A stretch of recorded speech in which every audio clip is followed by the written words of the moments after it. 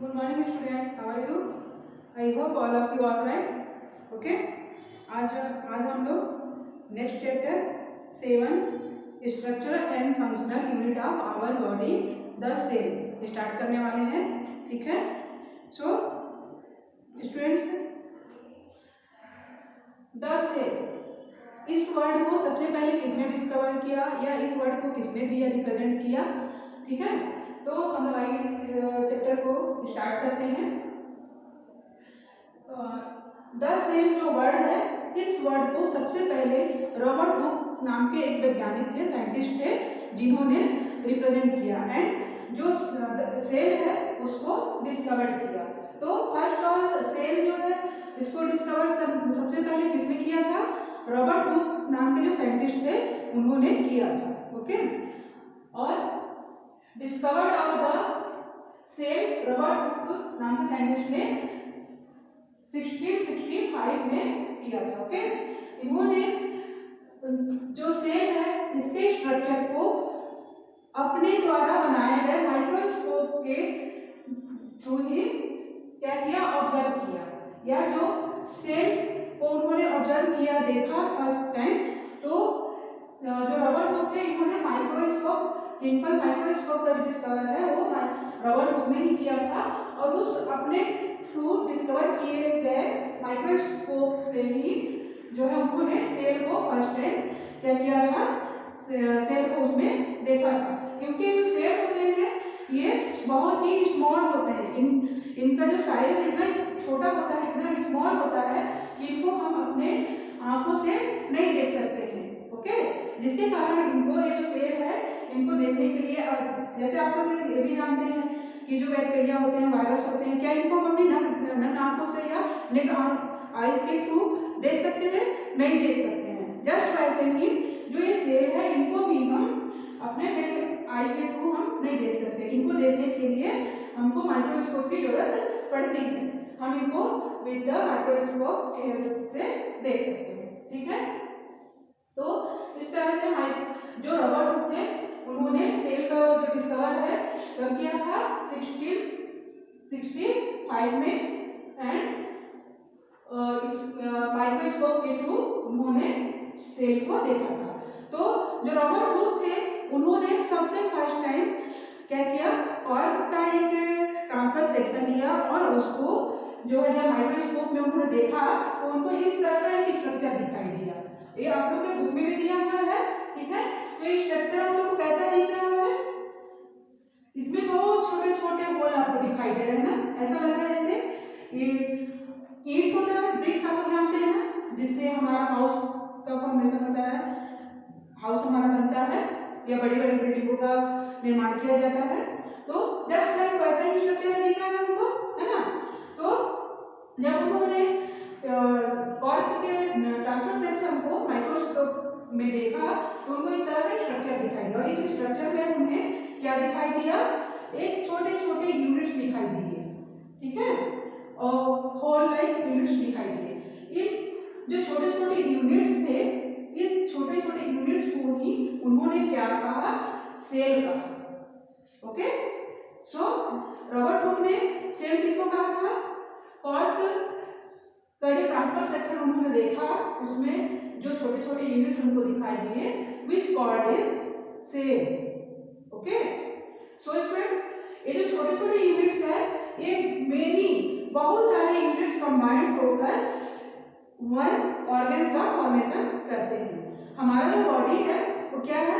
बहुत सारे छोटे छोटे, सबसे फर्स्ट ऑफ तो क्या है? Small units, many units combined होकर सेल्स का फॉर्मेशन करते हैं. एंड मेनी सेल्स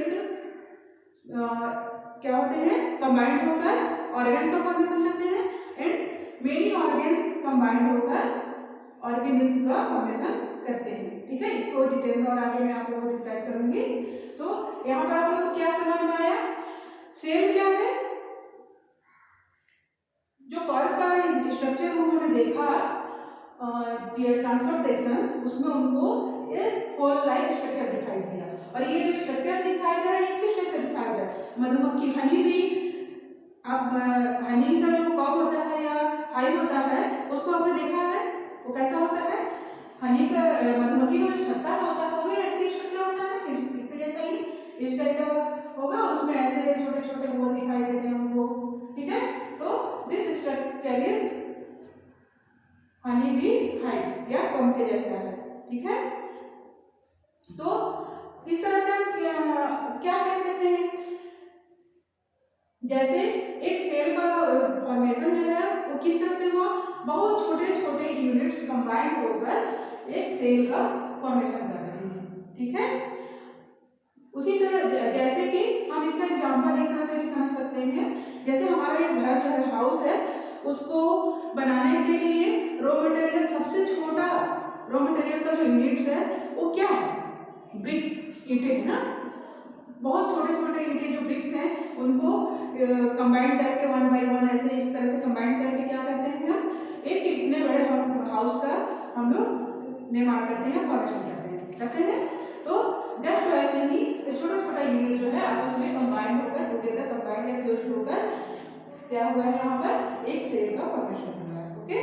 तो सेल जो होते हैं क्या होते हैं, बहुत ही छोटे होते हैं साइज में, जिनको हम अपने नेट आइज के थ्रू नहीं देख सकते हैं, बट कुछ सेल ऐसे होते हैं जो साइज उनका बड़ा होता है, बिग होता है, तो उनको हम अपने आई के थ्रू देख सकते हैं। फॉर एग्जाम्पल हेन आप जानते हैं, मुर्गी का अंडा, ठीक है। तो उसमें जो येलो वाला पार्ट होता है वो क्या होता है? सेल होता है, ओके।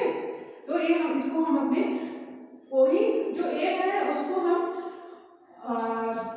क्या बोलते हैं, ब्रेक करने के बाद ही हम एक जो सेल है उसके अंदर उसको हम देख पाते हैं, अदरवाइज वो क्या होता है, एक हार्ड कवर के थ्रू क्या होता है, कैल्शियम कार्बोनेट का जो कवर होता है उसके थ्रू वो ढका रहता है ना। अब इसके नेक्स्ट आगे हमको क्या देखना है, अभी जैसे मैंने आप लोगों को बताया कि सेल जो होता है वो डिफरेंट टाइप का, मैनी सेल्स जो है डिफरेंट टाइप के होते हैं, उनका साइज एंड शेप जो होता है अलग अलग होता है। तो इस तरह से जो सेल है वो कई शेप या कई साइज में हमको मिलता है, ये आप लोग की बुक में भी इसे स्ट्रक्चर दिया हुआ है, देखिए नेक्स्ट पेज में, डिफरेंट टाइप ऑफ सेल, जिसमें फर्स्ट क्या है कि micromonas, amoeba, diatom, fat cell, liver cell है ना, and unstriated, muscle cell, onion cell, sponge cell, nervous cell, ये क्या है, डिफरेंट टाइप्स के सेल्स हैं, ओके। अब जो है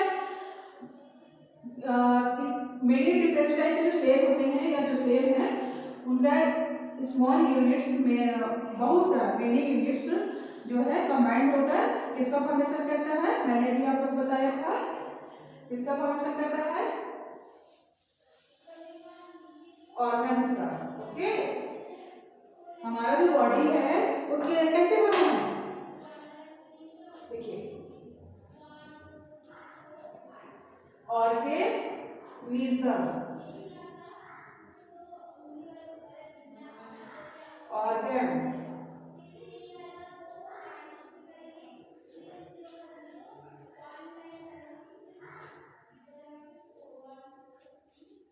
सेल,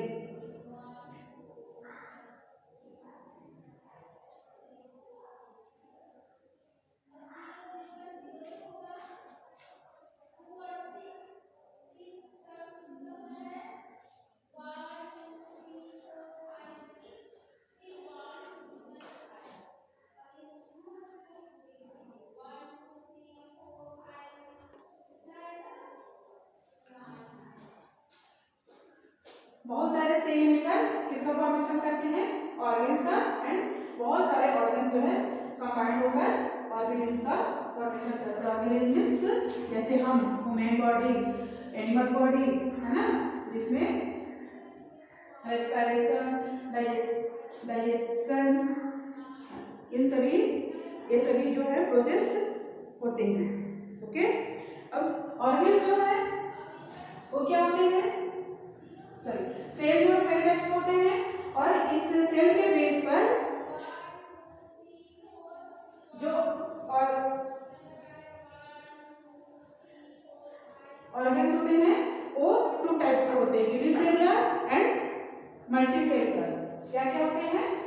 सेल के बेस पर ऑर्गेन्स टू टाइप्स के होते हैं। कौन कौन सा? यूनिसेलुलर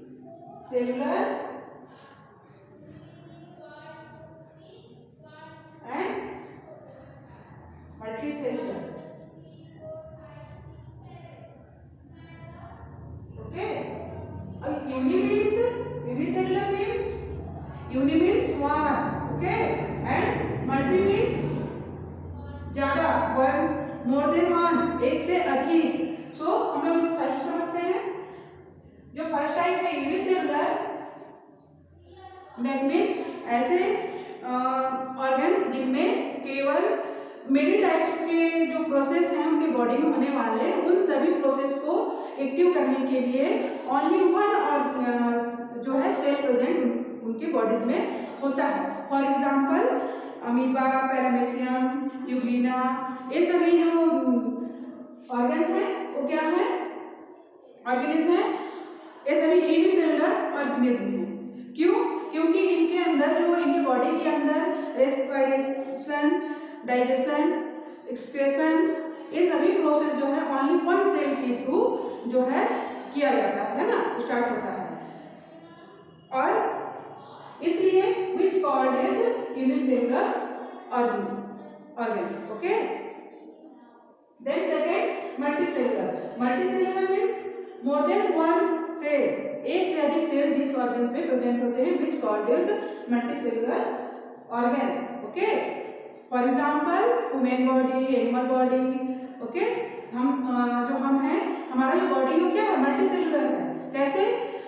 हमारे बॉडी, जैसे हमारे बॉडी के अंदर जो भी प्रोसेस होते हैं, मेनी प्रोसेस, जैसे ब्रीथिंग, डाइजेशन, है ना, ये सभी क्या होते हैं? सभी अलग अलग ऑर्गन्स के थ्रू होते हैं।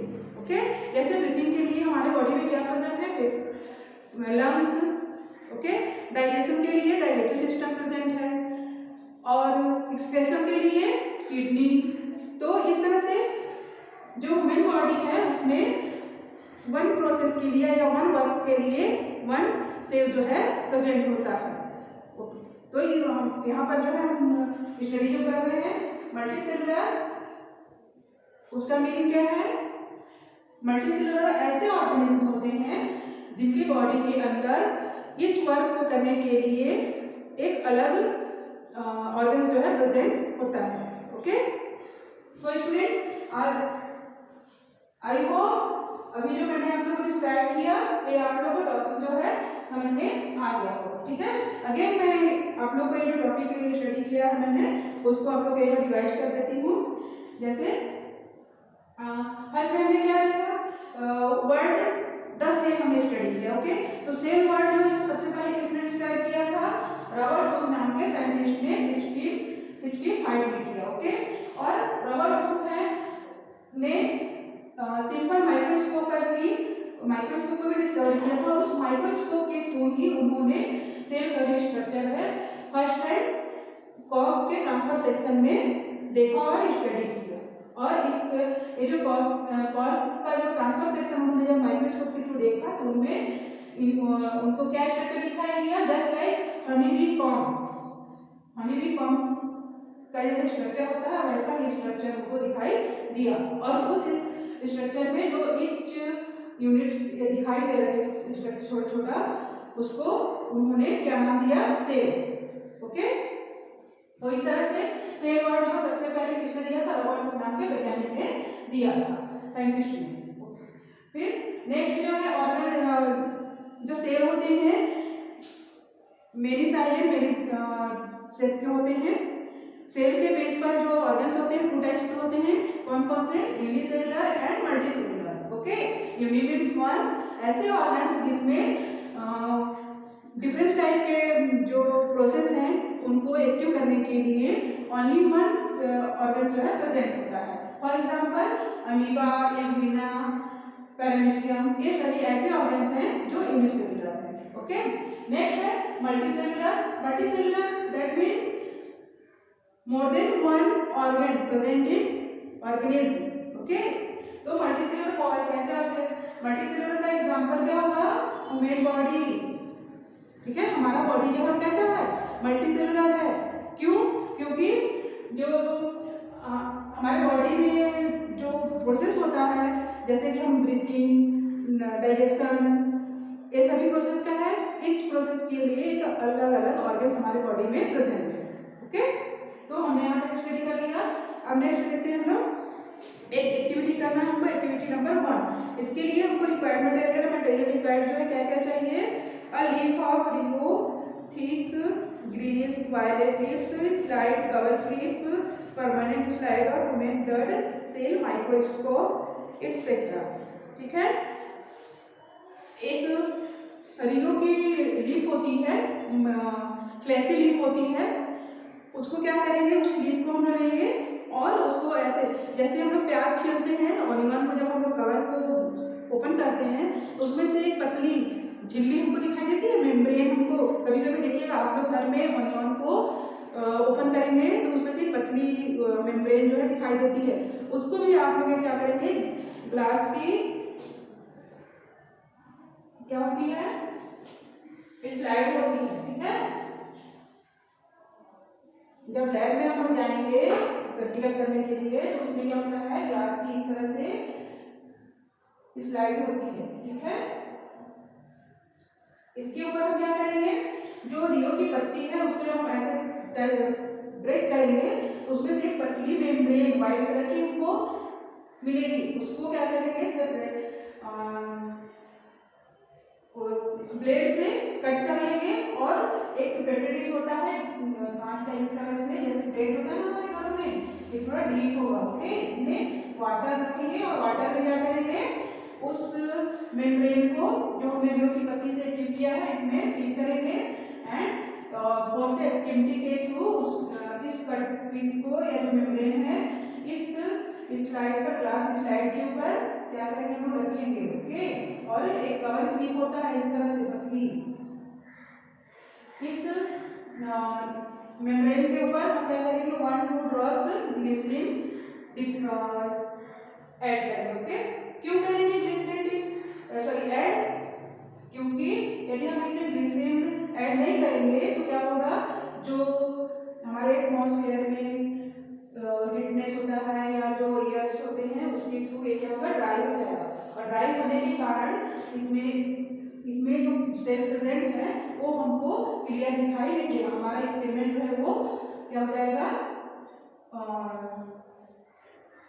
सफल या सक्सेसफुल नहीं होगा। ओके, इसलिए हम यहाँ पर क्या करेंगे, ग्लिसरीन ऐड करेंगे। ग्लिसरीन ऐड करने के बाद क्या है, कवर स्लिप से हम इसको कवर कर देंगे और उसके बाद माइक्रोस्कोप के थ्रू इसको जब हम स्टडी करेंगे तो हमको इस तरह का स्ट्रक्चर दिखाई देगा।